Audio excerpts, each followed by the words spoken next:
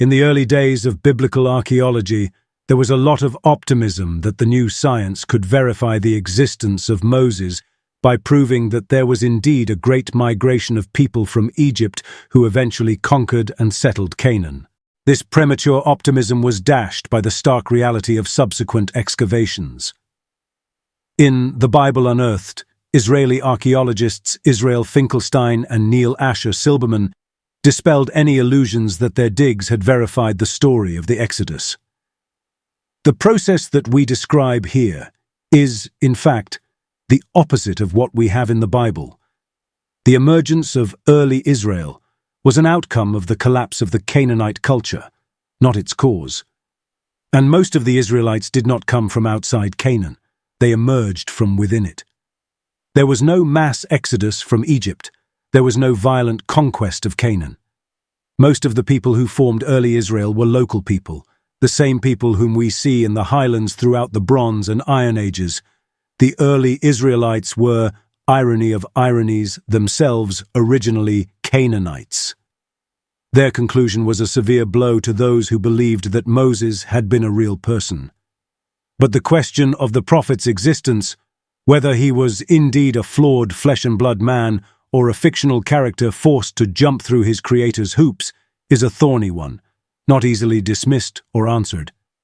The biblical story of the great man is full of contradictions and puzzles.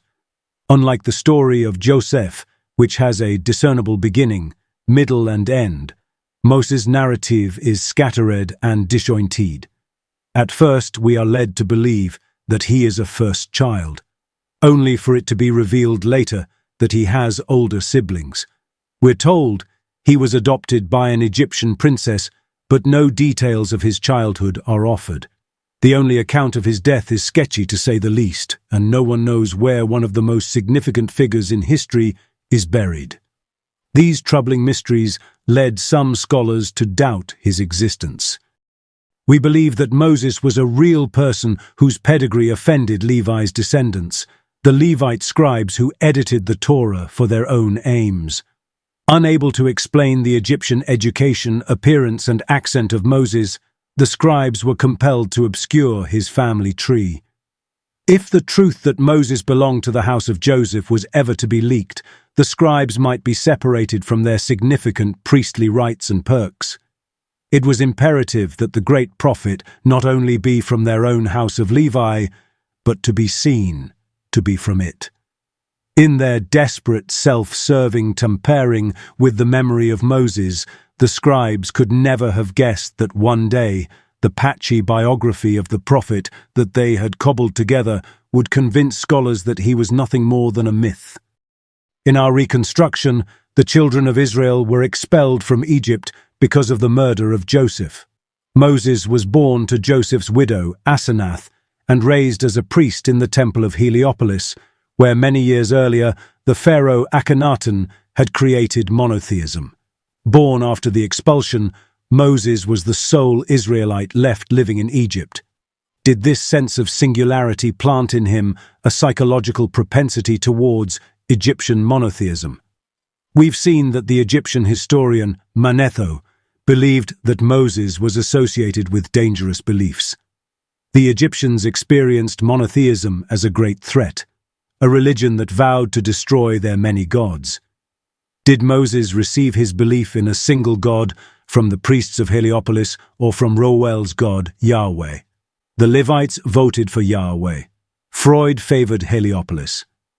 We agree with Freud. We know Moses was an Egyptian priest-magician, but unlike Reuel, who also trained in the same arts, Moses had no restrictions on his education. Akhenaten's monotheism is not something that the priests of Heliopolis would be likely to reveal to Reuel. No matter how talented, he was still a foreigner. In contrast, Moses was the high priest's grandson.